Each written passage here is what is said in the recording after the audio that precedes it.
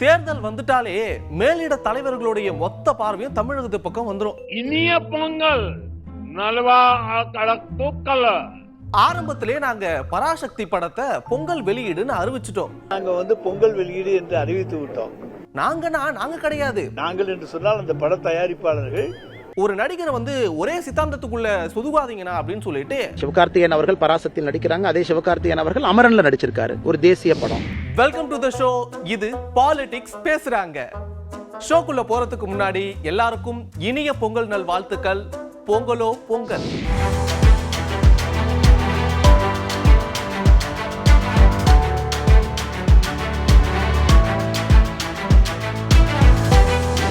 ஆரம்பத்திலே நாங்க பராசக்தி படத்தை பொங்கல் வெளியீடுன்னு அறிவிச்சிட்டோம். நாங்க கிடையாது, பராசக்தி படத்தோடைய தயாரிப்பு நிறுவனத்தை சொல்றப்பான்னு சொல்லிட்டு அமைச்சர் ரகுபதி அவர்கள் சொல்லியிருக்காரு. சரி, ஓகே, ஒரு வாட்டி டங்கு ஸ்லிப் ஆகலாம், அது எப்படி மறுபடியும் ஆகும்? அப்படி ரெண்டாவது முறையா அவர் சொல்லும் போது இதுக்கும் எங்களுக்கும், அதாவது இதுக்கும் திமுகவுக்கும் சம்பந்தமே இல்லைன்னு அவர் சொல்லியிருக்காரு. ஜனநாயகன் திரைப்படத்துக்கு கடுமையான விமர்சனங்கள் மத்திய அரசு மேல வச்சிருக்காங்க.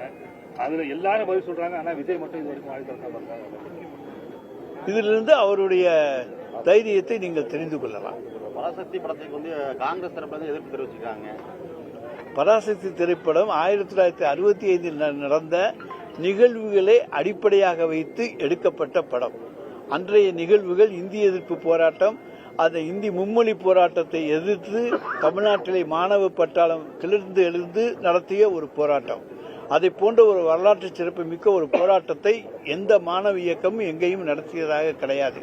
எனவே 67 ஆட்சி மாற்றம் வந்ததற்கு அடிப்படை காரணமே அந்த மாணவர் சமுதாயம் நடத்திய போராட்டம் தான். எனவே அதை காங்கிரஸார் இன்றைக்கு எதிர்க்க வேண்டிய அவசியம் கிடையாது. பழைய காங்கிரஸ் அது. இன்றைக்கு இருக்கிற காங்கிரஸ் புதிய காங்கிரஸ். காங்கிரஸ் திமுக கான்ட்ரவர்சி கருத்துக்கள் ஒருத்தர் பேசிக்கிறாங்க. அது கூட்டணிக்குள்ள ஏதாவது விளைவுகள் ஏற்படுத்தும்? கூட்டணிக்குள்ள விளைவுகள் ஏற்படுத்தாது. அவரவர்கள் தங்களுடைய ஆசைகளை வெளிப்படுத்திக் கொண்டிருக்கிறார்கள். இவ்வளவு நாள் பராசக்தி படம் வெளியிடாம எலெக்ஷன் நேரத்தில் வெளியிடுவதுதான் பல்வேறு சந்தேகங்களை ஏற்படுத்தியுள்ளது. திமுகவே காங்கிரஸை வெளியே போறதுக்கு உண்டான நடவடிக்கைகளை எடுக்கிறா கிடையாது. ஆரம்பத்திலேயே நாங்க பொங்கல் வெளியீடு என்று அறிவித்து விட்டோம். அறிவித்து விட்டுத்தான் இந்த படம் வெளியே. நாங்கள் என்று சொன்னால் அந்த பட தயாரிப்பாளர்கள் பொங்கலுக்கு தான் அந்த படத்தை நாங்கள் கொண்டு வருவோம்னு சொல்லிட்டாங்க. ஆரம்பத்திலேயே ஜனநாயகனுக்கு போட்டியாக பராசக்தியா என்று கூட ஒரு 2-3 மாதங்களுக்கு முன்னாலேயே விவாதங்கள்லாம் வந்துவிட்டது. எனவே இன்றைக்கு தேர்தலுக்காக காங்கிரசுக்காக நாங்கள் பராசக்தியை பொங்கலுக்காக கொண்டு வந்திருக்கிறார். அது திமுகவுக்கு இதுக்கு சம்பந்தம் இல்லை, அந்த பட தயாரிப்பாளர் கொண்டு வந்திருக்கார் என்று சொல்வது தவறு. தேர்தல் வந்துட்டாலே மேலிட தலைவர்களுடைய மொத்த பார்வையும் தமிழகத்து பக்கம் வந்துரும். அப்படி இன்னைக்கு டெல்லியில பொங்கல் கொண்டாடி இருக்காரு பிரதமர் மோடி அவர்கள். இது மட்டுமா, தமிழ்ல பொங்கல் வாழ்த்து சொல்லியும் நிறைய பேருடைய கைத்தட்ட வாங்கியிருக்காரு. இது என்னப்பா பிரமாதம்? இதை விட ஒரு பிரமாதமான ஒரு விஷயம் சொல்லட்டா, இந்த பொங்கல் விழாவில் பராசக்தி படம் டீம் கலந்துகிட்டு இருக்காங்க.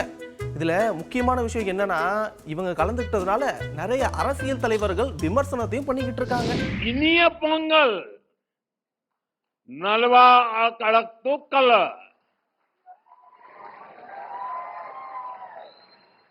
வாழ்க தமிழ், வாழ்க भारतम। एक बार फिर आप सभी को पोंगल की बहुत बहुत बधाई, बहुत बहुत धन्यवाद। வணக்கம். இந்த டெல்லி பொங்கல் விழாவில் பராசக்தி படக்குழு கலந்துகிட்டதை பத்தி அண்ணாமலை கிட்ட கேள்வி எழுப்பப்பட்ட போது அவர் என்ன தெரியுமா சொல்லியிருக்காரு? பராசக்தி படத்துல மட்டுமா எஸ்கே நடிச்சாரு? எஸ்கே தேசிய படமான அமரன் படத்துல கூட தான் நடிச்சாரு. ஒரு நடிகர் ஒரே சித்தாந்தத்துக்குள்ள சொதுகாதீங்கனா அப்படின்னு சொல்லிட்டு முன்னாள் பாஜக மாநில தலைவர் அண்ணாமலை அவர்கள் சொல்லியிருக்காரு. டெல்லியில நடந்த இந்த பொங்கல் விழாக்கு பராசக்தி படக்குழுவினர் மட்டும் இல்ல அது முருகன்ஜி அவர்களை பொறுத்தவரை எல்லாத்தையுமே கூப்பிட்டுருந்தாங்க. அவங்க இன்னைக்கு INB மினிஸ்டராகவும் கூட இருக்கிறாங்க. இது மினிஸ்டருடைய இல்லத்தில் நடக்கக்கூடிய விழா. திரு சிவகார்த்திகேயன் அவர்கள், திரு GV பிரகாஷ் அவர்கள், திரு ஜெயம் ரவி அவர்கள், அண்ணன் சரத்குமார் அவர்கள், திரு குஷ்பு அவர்கள் எல்லாருமே இன்னைக்கு வந்திருந்தாங்க. அதனால இது ஒரு ஆரோக்கியமான விஷயமா தான் பாக்குறேன். சிவகார்த்திகேயன் அவர்கள் பராசக்தியில் நடிக்கிறாங்க. அதே சிவகார்த்திகேயன் அவர்கள் அமரன்ல நடிச்சிருக்காரு, ஒரு தேசிய படம். அதனால அப்படி நடிச்சாரு, இப்படி நடிச்சாரு, இவங்களுக்கு எதிரி அவங்களுக்கு. அவரோட சினிமா நடிகருங்கண்ணா. கதை வருது, ஸ்கிரிப்ட் வருது, பிடிச்சதா அவர் நடிக்கிறார். அதுக்காக எல்லாத்தையும் கொண்டு ஒரு சித்தாந்தத்துக்குள்ள அடைச்சி வச்சுக்கிட்டு இந்த படம் நடிக்கிறதுக்காக இந்த சித்தாந்தத்தை சார்ந்தவர் நான் சொல்ல விரும்பல. அதனால சிவகார்த்திகேயன் அவர்களும் வந்தது எனக்கு சந்தோஷம். தமிழ்நாடு காங்கிரஸ்ல நடக்கிற உட்கட்சி மோதல் அப்படின்றது நம்ம எல்லாருக்குமே தெரிஞ்ச ஒரு விஷயம் தான். ஆனா இத பத்தி பிரவீன் சக்கரவர்த்தி பேசும்போது காங்கிரஸ் சுதந்திரம் வாங்கி கொடுத்த கட்சி, இதுல யார் என்ன வேணாலும் வெளிப்படையா பேசலாம், அது கட்சிக்கு பாதிப்பை ஏற்படுத்துற மாதிரியும் கட்சிக்கு எதிராகவும் பேசக்கூடாதுன்னு சொல்லியிருக்காரு. இவர் என்னதான் சொல்ல வராரு? பேசலாம்னு சொல்றாரா இல்ல பேசக்கூடாதுன்னு சொல்றாரா? தமிழ்நாட்டு காங்கிரஸ் மட்டும் இல்லை, காங்கிரஸ் கட்சி நம்ம நாட்டுக்கே ஒரு சுதந்திரமும் நாட்டு மக்களுக்கு உரிமை வாங்கி கொடுத்த கட்சி. காங்கிரஸ் தலைவர்களுக்கும் தொண்டர்களுக்கும் அந்த உரிமை இருக்காதா? அவங்க கருத்தை வெளிப்படையாக சொல்லலாம். ஆனால் கட்சிக்கு பாதிப்பாக, கட்சிக்கு எதிர்த்து வெளிப்படையாக சொல்லக்கூடாது. அவ்வளவுதான் டிசிப்ளின். தவிர காங்கிரஸ் தொண்டர்கள் அவங்க மனசுல என்ன கருத்து இருக்குதோ அதை வெளிப்படையாக சொல்றதுல ஒன்றும் இதே பிரச்சனையே கிடையாது. மதராசப்பட்டினம் படத்துல வர மாதிரி அந்த விண்டேஜ் பஸ்ஸை திருப்பியும் சென்னைக்குள்ள விட்டுருக்காங்க தமிழக அரசு. இதை பத்தி அமைச்சர் சிவசங்கர் பேசும்போது 5 பழைய பேருந்துகளை புதிய பேருந்துகளா மாத்தி உங்களுக்கு தந்திருக்கோம்னு சொல்லிட்டு பிரஸ் மீட்ல சொல்லியிருக்காரு. பொதுமக்களுடைய எதிர்பார்ப்பாக இருந்த சென்னை மாநகரத்தை சுற்றி பார்க்கக்கூடிய சென்னை மாநகரத்தில் இருக்கின்ற மிக முக்கியமான நினைவு சின்னங்களை சுற்றி பார்க்கக்கூடிய வகையில் பேருந்து வசதி வேண்டும். அதிலும் குறிப்பாக வெளிநாடுகளில் இருப்பது போல, குறிப்பாக லண்டனில் இருப்பது போல hop on hop off service வேண்டும் என்ற கோரிக்கை இருந்து வந்தது. அந்த கோரிக்கை இன்றைக்கு சென்னை மாநகர போக்குவரத்து கழகத்தால் நிறைவேற்றப்பட்டிருக்கிறது. சென்னை மாநகர போக்குவரத்து கழகத்தின் சார்பாக 5 பழைய மாடல் பேருந்துகள் இன்றைக்கு புதிய பேருந்துகளில் உருவாக்கப்பட்டிருக்கிறது. பழைய நினைவுகளை கிளறிவிடுகின்ற வகையில் ஒரு 20-25 ஆண்டுகளுக்கு முன்பாக, 30 ஆண்டுகளுக்கு முன்பாக இருந்த பேருந்துகளுடைய அந்த வடிவங்களில் இந்த பேருந்துகள் வடிவமைக்கப்பட்டிருக்கிறது. எனவே அந்த பேருந்துகளில் பயணிக்கின்ற பொழுது சென்ட்ரல் ரயில்வே ஸ்டேஷனில் துவங்கி எழும்பூர் அருங்காட்சியகம்,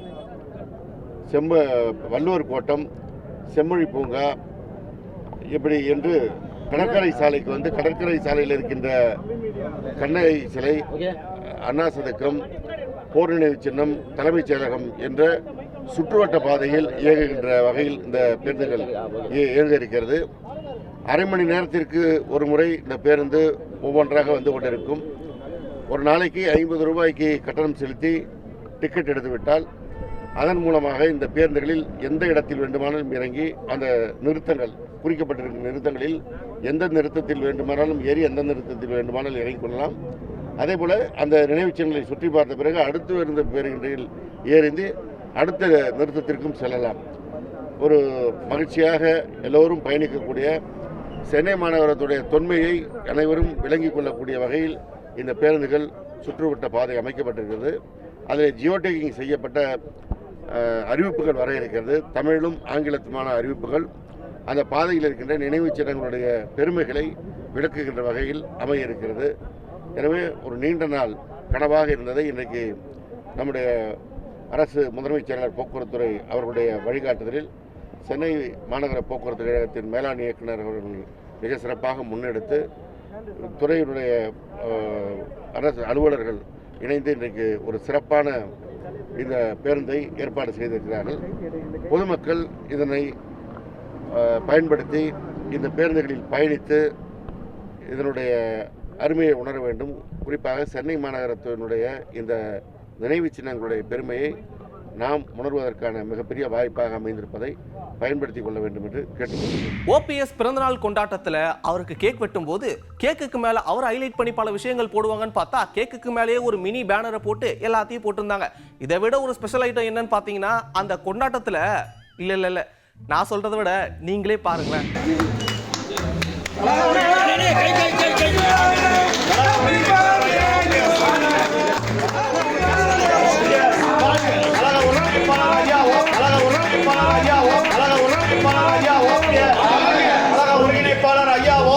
விஜய் என்டிஏவுக்கு வந்தா விஜயி பவன் தான் சொல்லுவோம். யார் சொல்லியிருக்காருன்னு பாப்போமா?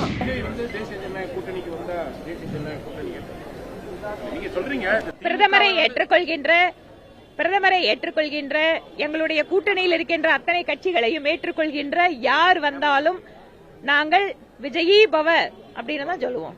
அது விஜயி பவன் இருக்கும். ராகுல் காந்தி அவர்கள் வந்து விஜய்க்கு ஆதரவு கொடுத்திருக்காரு அப்படின்னு சொல்லிட்டு செய்தியாளர்கள் கேட்க எம்பி கார்த்திக் சிதம்பரம் வந்து நான் பராசக்தியும் பார்க்கல ஜனநாயகனும் பார்க்கல, இப்படி 2 படத்தையுமே நான் பார்க்கவும் மாட்டேன்னு சொல்லியிருக்காரு. இதெல்லாம் இரலவெண்ட் இஷ்யூங்க, வேற ஏதாவது ரெலவெண்டான இஷ்யூ பேசுங்க அப்படின்னு சொல்லிட்டு தக்கான ஒரு பதில கொடுத்திருக்காரு.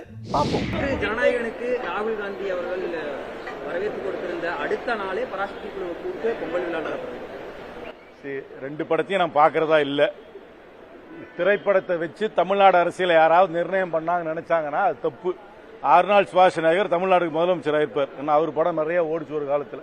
அதனால திரைப்படத்தை வச்சு நீங்க என்னமோ தமிழ்நாடு அரசியலையோ தமிழ்நாடு ஒரு நரேட்டிவையோ மக்களுடைய எதிர்பார்ப்பையோ மக்களுடைய மனநிலையோ யாராவது வெளிப்படுத்தலாம் நினைச்சாங்கன்னா தமிழ்நாட்டு அரசியல் புரிதல் இல்லாமல் அவர்கள் வந்து நடந்து கொள்கிறார்கள் என்று என்னுடைய அர்த்தம். இது என்னை பொறுத்த வரைக்கும் 2மே ஒரு கமர்ஷியல் ஆர்கனைசேஷன்ஸ் படம் எடுத்திருக்காங்க. அவர்களுக்கு லாபமோ நஷ்டம் வரதை பத்தி எனக்கு கவலை கிடையாது. இது எந்த நரேட்டிவையும் செட் பண்ண போறது இல்ல. அந்த 2 படத்தையும் நான் பார்க்கறதாவும் இல்லை.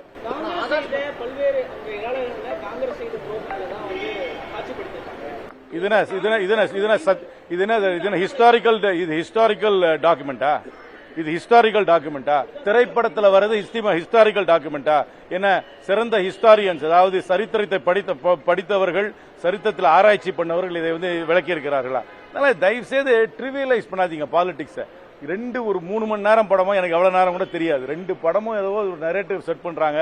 ஒரு தமிழ்நாட்டு அரசியலை இது நிர்ணயம் பண்ண போது இதுதான் மக்களுடைய மனநிலையை வெளிப்படுத்துகிறது என்று யாராவது நினைத்தார்கள் என்றால் அரசியலை புரியாதவர்கள் தான் அப்படி பேசுவார்கள்.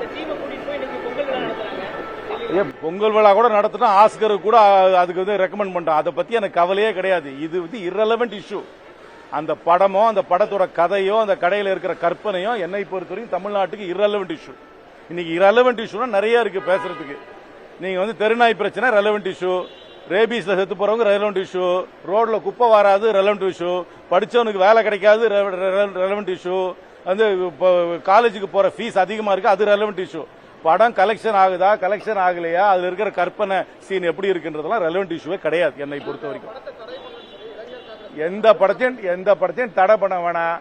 மக்களுக்கு நல்லா தெரியும் எது உண்மை எது பொய்ன்னு தெரியும். அதனால சொல்றேன், இதுக்கெல்லாம் இவ்வளவு சீரியஸா எடுத்துக்க வேண்டிய விஷயமே கிடையாது.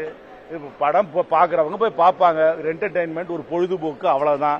அதுக்கு மேல எந்த ஒரு சீரியஸ்னஸும் இந்த 2 படத்துக்கும் கொடுக்க தேவையில்லை. நான் 2 படத்தையும் பார்க்கறதாவும் இல்லை.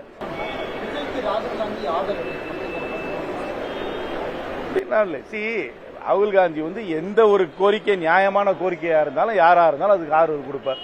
தனி மனித சுதந்திரமாக இருந்தாலும் சரி, கருத்து சுதந்திரமாக இருந்தாலும் சரி, அதுக்கு ஆதரவு தருகிறார் ராகுல் காந்தி. அவ்வளவுதான்.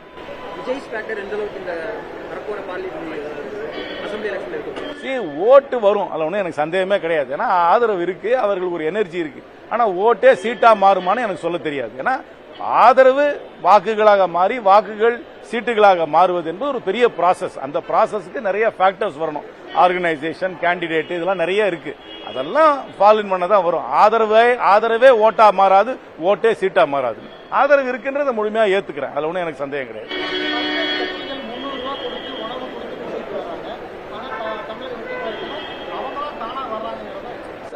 அதுல இருந்து என்ன வித்தியாசம்னா அது வந்து ஒரு ரசிகர் மன்றமாக இருக்கிறது. அதனால சூப்பர் ஸ்டாரை பார்க்கறதுக்கு ரசிகர்கள் வருகிறார்கள் என்பதுதான் எடுத்துக்கொள்ள வேண்டும். கொள்கை பிரகடனம் செய்வதற்காக அந்த கூட்டம் வந்து கேட்கறதுக்கு வரல. அதுல வந்து ஒரு பெரிய கொள்கை பிரகடனம் செய்வது கிடையாது. ஒரு பெரிய நடிகர் ஒத்துக்கிறேன், பெரிய பாப்புலர் நடிகர்ன்றது ஒத்துக்கிறேன். அதுக்கு ஒரு ஃபேன் ஃபாலோவிங் இருக்கு. அந்த ஃபேன் ஃபாலோவிங்காக கூட்டம் வருகிறது. ஆனா அரசியல் கட்சிக்கு அப்படி கிடையாது. ஏன்னா அவங்க வந்து மேடை பேச்சு அதெல்லாம் கேட்கறதுக்கு இன்ட்ரெஸ்ட் நிறைய பேர் குறைஞ்சு போச்சு. இப்போ இருக்கிற சோசியல் மீடியா வந்ததுனால நேர்ல வந்துதான் ஒரு பேச்சை கேட்க வேண்டும் என்று யாருக்கும் இனிமே விருப்பம் கிடையாது. அதுவும் நீண்ட உரையெல்லாம் கேட்கறதுக்கு யாரும் தயாரா இல்லை. ஆனா ஒரு நடிகரோ சூப்பர் ஸ்டாரோ வந்தாங்கன்னா வரும். இப்ப கூட கேள்விப்பட்டேன், எங்க குஜராத்ல எங்க மேட்ச் நடந்துச்சு, விராட் கோலியும் ரோஹித் சர்மாவும் பாக்குறதுக்கு, அவங்க பிராக்டிஸ் பண்றதை பாக்குறதுக்கு கூட நிறைய பேர் போனாங்க. மேட்ச் பாக்குறதோட பிராக்டிஸ் பண்றதுக்கு பாக்குறது நிறைய போனாங்க.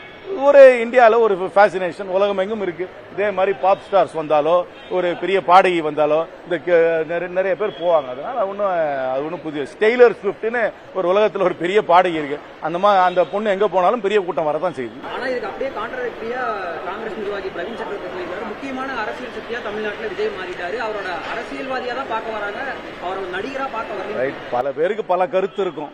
ஏன்னா எங்க கட்சியில எல்லாருக்கும் ஒரே சிந்தனை இருக்கணும் அவசியம் கிடையாது. ஒரே கட்சியில அதுக்கு தானே இருக்கிறோம். வெவ்வேறு கோணத்துல சில விஷயங்களை பார்ப்பாரு.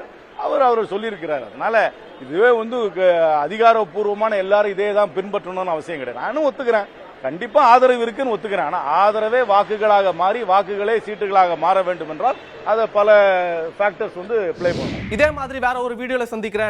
Bye from Vignesh Picky.